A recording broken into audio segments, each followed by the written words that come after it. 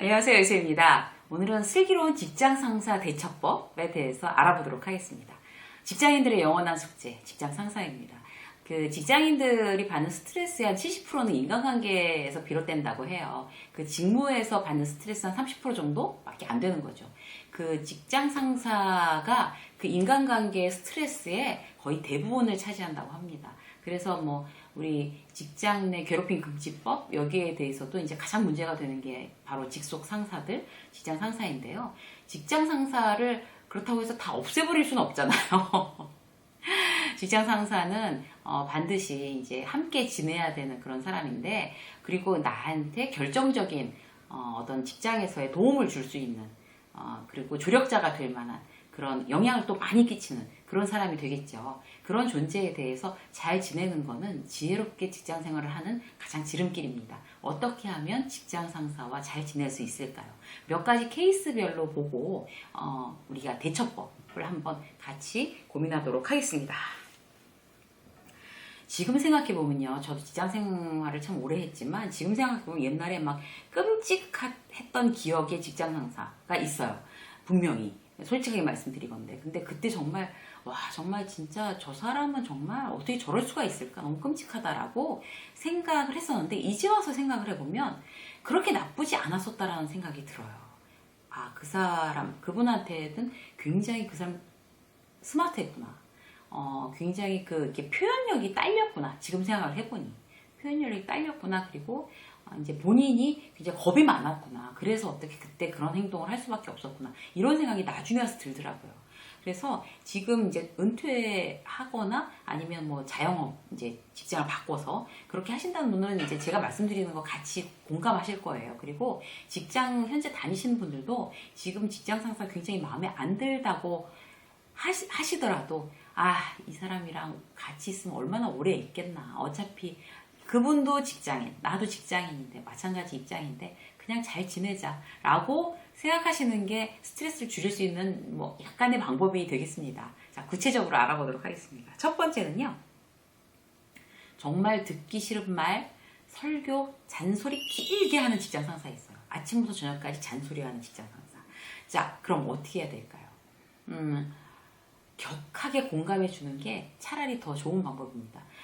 보통 보면요, 어떻게 미숙하게 대응을 하시나 하면 직장 상사가 굉장히 잔소리를 막 시작하거나 본인이 막 길게 얘기를 시작을 하면 또 시작이다, 또 시작이야, 이런 딱 얼굴에 표나는 사람도 있어요. 그리고 막 딴짓하고, 그 다음에 한 귀로 듣고 한 귀로 흘리는 거 너무 티내고, 이런 사람들이 있을 수 있죠. 그런데 이건 결코 좋은 방법이 아닙니다. 그렇게 하면 나한테 잔소리 안 할 것 같은데 굉장히 나쁜 이미지로만 이미지 메이킹이 되는 거지, 그렇다고 나한테 잔소리를 덜 하는 건 아니에요. 자, 이럴 때는 어떻게 하냐면요, 굉장히 격하게 공감해 주는 거죠. 만약 부장이라고는 부장님, 저도 평소에 그렇게 생각했었는데 그런 말씀 주시니까 참 도움이 되는 것 같습니다. 자, 메모도 막 해가면서 열심히 듣는 거죠.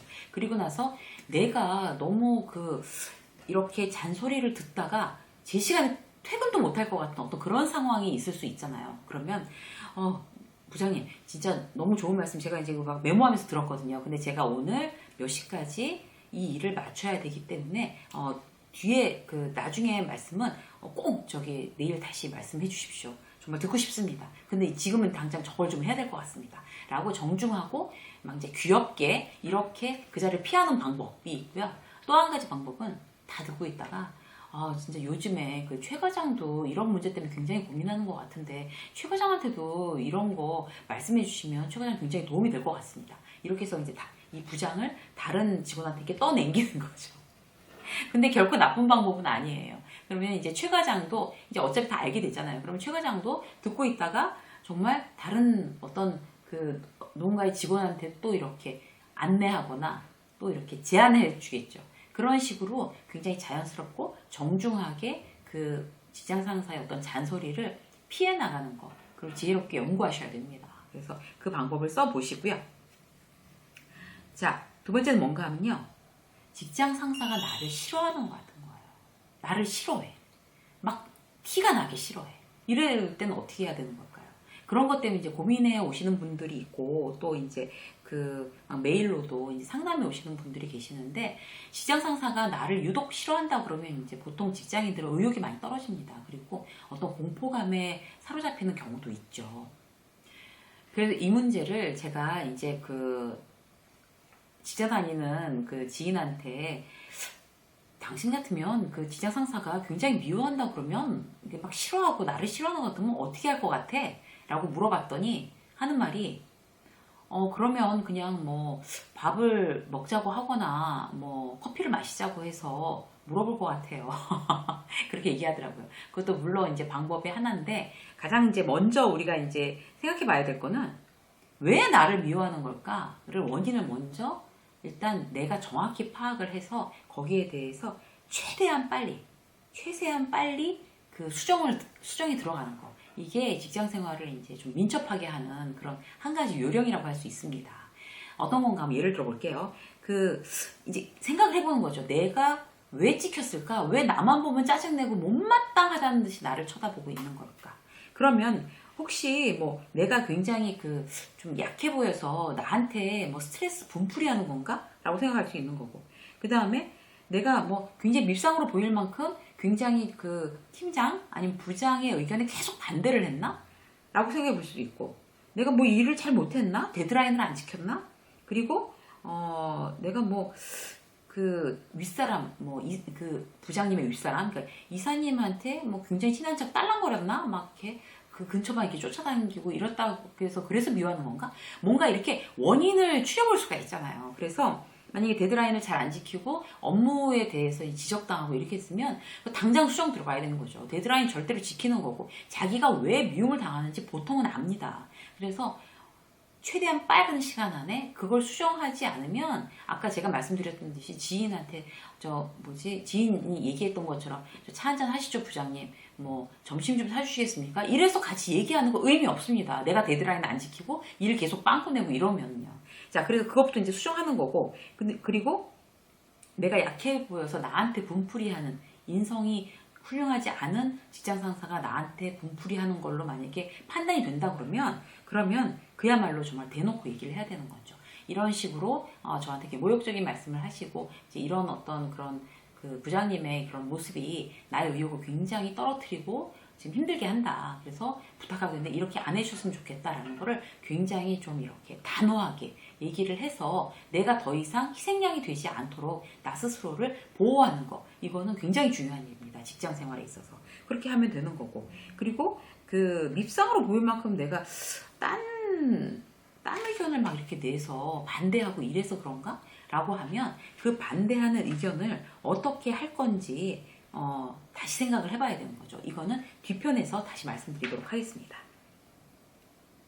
자, 그리고 나를 싫어하는 어떤 스타일이 지금 그런 이제 찍힌 이유들을 다 수정하고 할 수 있으면 가장 좋은 방법이고, 그리고 이제 나를 그렇게 막 특별히 뭐 이렇게 싫어하고 어떤 이런 이유가 굉장히 어떤 힘겨루기 이런 거 있잖아요. 힘겨루기로 해서 못마땅하면서 힘겨루기, 이래서 굉장히 나를 이렇게 막 긁어대는 그런 얘기를 한다라고 치자고요. 그러니까 어떤 게 있나 하면 뭐 직원들 다 있는 데서 뭐 깐죽거리고 막 이렇게 망신 주고 이러거나, 아니면 월급 타서 다 뭐하냐, 옷도 좀 제대로 입고 좀 그러지 라고 막 기분 나쁘게 얘기를 한다든지, 애엄마들은 도대체 외모에 너무 신경을 안 써요, 이렇게 얘기하는 사람들도 있습니다. 그렇게 얘기하든지, 이렇게 하면 중요한 거는 이제 업무나 이런 것 때문에 그러는 게 아니라 그야말로 나에 대한 이제 인신공격이나 이런 거잖아요. 이렇게 됐을 경우에 대놓고 얘기를 하는 것도 물론 중요하지만 그렇게 해도 잘 안 통한다 라고 했을 때는 일단 동요하지 않는 게 이기는 겁니다. 그 직장 상사한테 그런 얘기를 해서 분명히 내가 막 힘들어하고 막 아파하고 상처받고 이러는 거를 즐기는 그런 질 나쁜 그런 사람들도 있게 마련이에요. 그러면 이기는 방법은 동요하지 않는 거죠. 그렇게 얘기를 해도 뭐 거기에 대해서 막 울그락불그락하고 뭐 입 대빨 내밀고 막 울고 막 나가서 울고 들어오고 막 이러는 거는 정말 그건 지는 거고요. 결심을 하고 포커페이스 딱 그렇게 얘기를 해도 아무렇지도 않고 투명 인간, 나는 못 들었어, 이런 어떤 자세를 취한 굉장히 좀 고도의 전법이긴 하지만 그런 방법을 쓰는 것도 많이 도움이 됩니다. 그래서 아무렇지도 않은 척. 이거는 당신 인격에 관련된 문제지 나와는 관련이 없는 일입니다. 라는 표정으로 아무렇지도 않은 척. 그리고 그런 태도. 이렇게 시도해보시는 것도 굉장히 효과가 있을 수 있습니다. 자, 그 다음에 또 볼까요? 아까 말씀드린 그 사사건건 어떤 그런 반대 의견을 내가 냈기 때문에, 왜냐하면 직장 상사의 어떤 그런 일에 대한 생각과 내 생각이 굉장히 다를 수가 있잖아요. 직장 상사는 무조건 안전주의로 간다거나, 근데 이제 나 같은 경우에는 굉장히 공격적으로 이제 영업이든 뭐든 마케팅이든 해서 뭔가 이제 실적을 내고 싶어 하고, 그 다음에 직장 상사는 굉장히 그야말로 안전빵으로 가고 싶어 하고, 이러는 사이에 어떤 굉장히 의견 차이가 나서 서로 힘들어지는 경우가 있습니다. 그럴 경우에는 이제 그것 때문에 내가 이제 미움을 당하고 있다라고 했을 때, 중요한 건 뭔가 하면 반대 의견을, 다른 직원이 없을 때 반대 의견을 내서 설득하는 거. 이런 거 굉장히 중요합니다. 사람 직원들 다 있는데, 부하 직원들 다 있는데, 거기다 대놓고, 부장님이 틀렸어 라는 식의 어떤 그렇게 얘기를 계속 했다가는 그야말로 정말 계속 사이가 나빠질 수밖에 없는 거죠. 그럴 때는 1대1로, 항상 반대 의견을 낼 때는 그 직장 상사의 성향에 비춰보건데, 반대 의견을 낼 때는 1대1로 설득하는 거. 이게 굉장히 중요합니다. 설득법에 대해서는 뒤에서 다시 말씀드릴게요. 그리고 회의 시간 중에 반대할 수 있는 경우는 어떤 경우인가 하면, 인간적으로 제가 부장님을 굉장히 존경하고 있습니다 라는 걸 부장도 알고 그 다음에 직원들도 알고 있을 경우에는 함께 있을 때 반대하는 게 훨씬 더 자연스럽게 의견을 모을 수가 있습니다. 그래서 내가 정말 인간적으로 이 사람을 존경한다는 거를 다들 알고 있나? 그럼 이 회의 시간에 정상적으로 반대해도 된다. 그렇지만 어떤 대립각에 있을 때는 1대1일 때, 그럴 때 정확한 어떤 논리를 가지고 반대하는 것이 직장 상사와의 트러블을 줄일 수 있는 방법이다 라고 알아두시면 되겠습니다. 자, 또 볼게요. 그 다음에 가장 또 중요한 건 뭔가 하면, 나를 미워하거나 어떤 나와 트러블이 있는 그런 직장 상사에 대해서 어떤 그 태도의 일관성을 보이는 게 굉장히 중요해요. 그러니까 불손하지 않게 보이는 거. 이렇게 막 싸우고 나와서 뭔가 이렇게 막 나한테 뭐라 그러면 굉장히 입 내밀고 막 불손한 태도로 막 앉는 것도 이상하게 앉아있고, 고개도 딴 데로 돌리고 쳐다보지도 않고, 그 다음에 나가서는 뭐 더 후배 직원들 데리고 나가고 막 직장 상사 욕하고 막 이러는 거 있잖아요. 그런 태도 자체를 가졌다가는 그 직장 상사와 영원히 회복될 수 없습니다. 그래서 직장 상사에 대한 태도는 뭐 그 사람이 잘못됐던 아니면 내가 잘못됐던 간에 그 일을 지금 말씀드린 대로 해결해가는 그 과정에서는 태도의 일관성, 늘 단정하고 정중한 태도를 유지하는 것, 이게 가장 핵심이라고 할 수 있겠죠. 자, 그 다음에 또 볼까요? 이번에는요, 이제 성희롱이나 어떤 사생활 침해, 집단 내 괴롭힘으로 인한 어떤 직장 상사의 어떤 폭력에 대해서 어떻게 대응을 할 건지 한번 간단하게 보실게요. 자, 이제 성희롱 문제. 뭐 남자친구 얼마나 자주 만나? 라고 이제 여자 직원한테 물어보는 거, 성희롱에 해당됩니다. 절대 그러시면 안 되고요. 이제 그런 사람들 같은 경우는 기본적으로 공감 능력이 결여되어 있는 사람들이에요. 그리고 어떤 자기가 우월하다는 걸 이제 내보이고 싶어 하는 그런 사람들인 거죠. 그리고 이제 더 이제 한 발 더 앞서간 이제 성희롱 같은 경우는 뭐 술 한잔, 오늘 저녁에 술 한잔 할래? 뭐 이런 거 있잖아요. 그러면 어떤 방법, 그러면 이제 굉장히 뭐, 주임급인데 막 그 부장이 이제 그렇게 해서 계속 술 마시자고 그러면 이제 어떻게 하냐면, 굉장히 큰 소리로 다 듣게, 다른 직원들이 듣는 게 중요해요. 다른 직원들이 들어야 돼요. 부장님 오늘 저녁에 술 한잔 사주신다고요? 이렇게 아주 막 소프라노로 그렇게 하면 이제 다 듣잖아요, 옆 사람들. 그러니까 부장이 이제 그걸 원하는 건 아니잖아요. 그러면 뭐 누구 그러면 우리 여직원들 다 같이 갈까요? 이렇게 아무렇지도 않게, 나 완전히 눈치 없고 바보예요, 막 이런 어떤 그런 거 막 적나라하게 드러내면서 이런 거 있잖아요. 여직원들 다 같이 갈까요? 뭐 어디 뭐 오늘 비싼 거 먹어도 되나요? 뭐 이렇게 하는 거죠. 그렇게 하면 이제 굉장히 좀 경계할 거 아니에요. 그렇게 하든지, 아니면 그렇게 하기도 좀 어렵다고 하면, 그러면 동료한테 소문을 내달라고 하는 거죠. 누구한테 만약 김대리라면 김대리한테 최 부장이 술 마시자고 그랬대 라는 거를 막 소문내는 거예요. 막 소문내는 거예요. 그렇게 되면 더 이상 어떤 이제 자기 어떤 보호막이나 방어막을 칠 수 있는 방법이 되겠죠. 사실 이제 요즘 같은 경우는 굉장히 이런 문제들이 첨예하게 지금 예민해지고 회사마다 경계하고 있기 때문에 그런 일들이 많을 것 같지는 않은데 아직도 이제 음성적으로 그런 일들이 드러나지 않는 곳에서 일어나고도 있습니다. 그렇게 되면 거기에 대해서 두려워 말고 굉장히 당당하게 지혜롭게 방법들을 강구할 필요가 있는데 처음부터 막 이제 그런 한마디 들었다고 해서 바로 인사팀에 가서 막 의논하거나 이렇게 되면 이제 나도 굉장히 힘들어지잖아요. 그러니까 지금 말씀드린 그런 방법을 한번 사용해 보시고 그래도 안 될 경우에는 인사팀이랑 얘기하는 거 이렇게 하시는 방법을 추천드립니다. 또 하나 볼까요? 이런 거 있잖아요. 개인적인 심부름 막 시키는 거예요. 개인적인 심부름 그런 것도 사실 안 되잖아요. 그런데 제 이제 지인 아들이 이번에 이제 신입사원으로 이제 들어갔는데 담배 심부름을 시키더래요. 담배 심부름을 이렇게 가서 담배를 사오라고 한다는 거예요. 자기 팀장이. 근데 요즘 신입들이 만만치가 않거든요. 근데 그런 걸 갖고 얘는 이제 너무 착해서 저 지인의 아들 너무 착해서 저한테 아줌마 이거 어떻게 해야 돼요? 아니 애기예요. 신입사원인데 애기예요.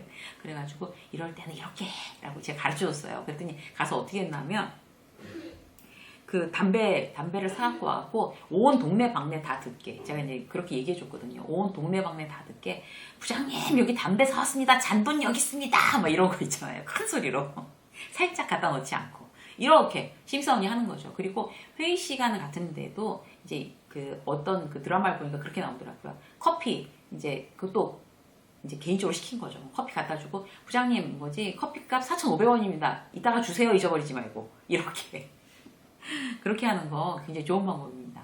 개인적인 심부름을 시켜서도 안 되고 그거를 갖다가 또 그렇게 윗사람한테 잘 보이겠다고 열심히 개인적인 심부름 뭘 부장님 시키시는 건데 라고 하면서 한두 번은 오케이. 한두 번은 괜찮아요. 인간적인 면으로 한두 번인데 제가 말씀드리는 건 어떤 전쟁가면 상습적으로 악의적으로 시킬 경우에는 그런 식으로 정당하게 거절하는 그렇게 해야지만 직장 생활이 덜 힘들 수가 있습니다. 그러니까 꼭 그렇게 하시고요.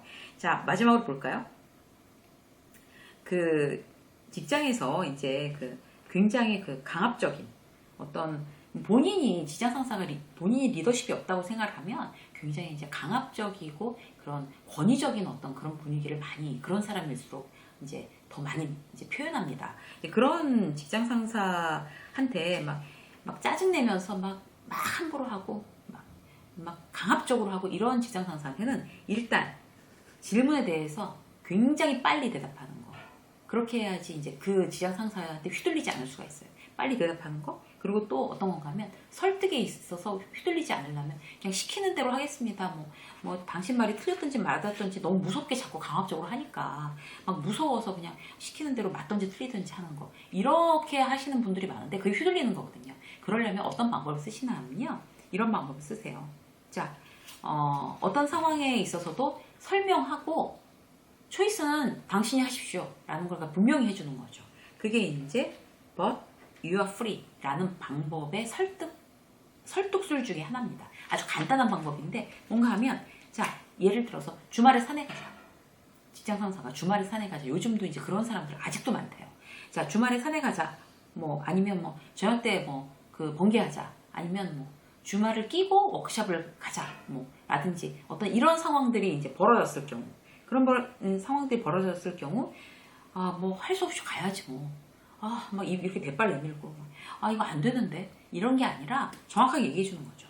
자, 이런 점은 좋습니다. 이렇게 가는 게 지금 좋습니다. 그런데 지금 불만이 있는 직원들이 지금 문제가 되고 있는 건 불만이 있는 직원들이 있을 수가 있고 이제 그 직원들이 지금 주 52시간 관련돼서 문제 삼을 수 있고 지금 다면평가의 부장님이 바로 그것 때문에 어떤 평가에 굉장히 저조한 점수를 받을 수가 있다.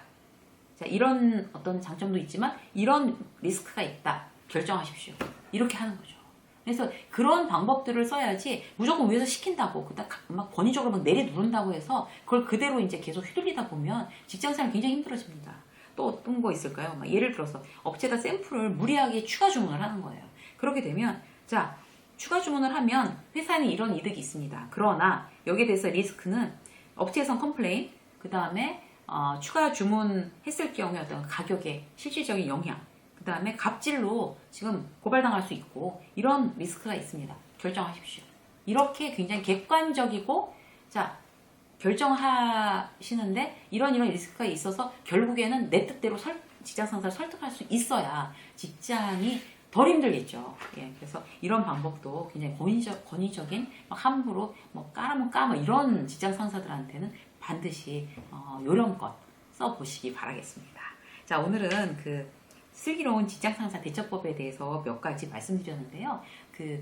내 직장 상사, 그다음에 내 어떤 상황에 맞춰서 필요한 거를 이렇게 쏙쏙 뽑으셔가지고 현장에서 활용하셔서 좀 더 지혜롭고 즐거운 직장 생활 되시기 바라겠습니다. 유쌤의 직장 수업 오늘 여기까지 하겠습니다. 고맙습니다.